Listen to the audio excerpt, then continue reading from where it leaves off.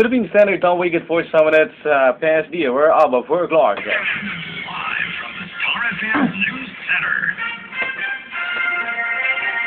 Here now is the Hour News.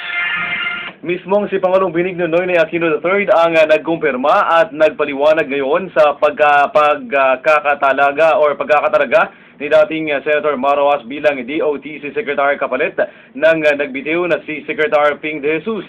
Sinabi ng Pangulo na kahapon niya nakausap at nakumbinse si Rojas na tanggapin ang DOTC portfolio.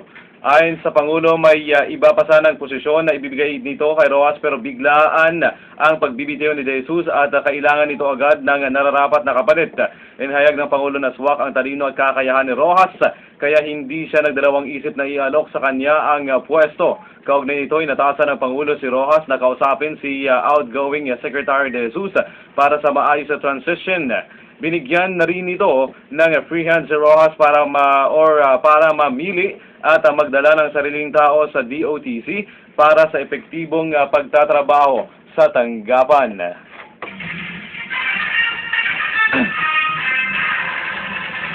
Samantala sa balitang international, nagluluksa ngayon ang buong New Zealand hindi dahil may pumanaw na impluwensyang tao kundi sa pagpanaw ng pinakamasikat na tupa sa naturang bansa.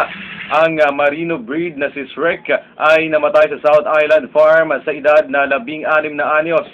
Ayon sa may-ari na si John Periam, nagkasakit ang sikat na tupa. Si Shrek ay naging instant celebrity noong 2004 nang muli itong makita nawala ang nasabing tupa noong 1998 at itinuring na patay na, ngunit matapos ang 6 na taon nakita ito sa isang yungib sa bundok ng New Zealand. Dahil dito kinagiliwan si Shrek at ang TV stations at ang mga TV stations sa bansa ay nag-live coverage pa ng gupitan ang mahaba ng balahibo nito. Inilipad ang tupa sa Wellington para makipagkita sa noon ay New Zealand Prime Minister Kelly Clark sa palyamento na naging tampok sa hindi mabilang na librong pambata.